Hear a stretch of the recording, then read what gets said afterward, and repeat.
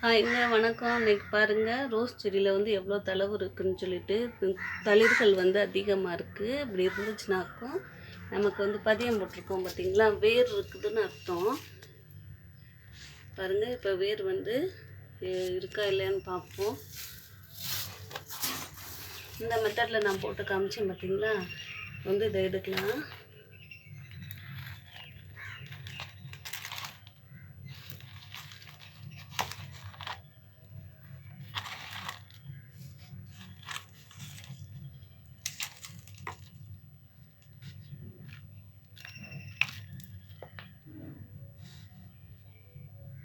இந்த இருக்கு வருது.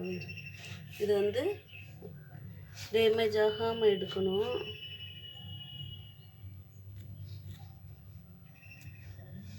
மேலே தளிர்கள் இருந்தாலே நமக்கு வந்து வேர் இருக்குன்னு அர்த்தம். அதனால தான் வந்து தளிர்கள் வரும். பொறுமையாக தான் எடுக்கணும். வேகமாக எடுத்தோம்னா நமக்கு இதாகிடும்.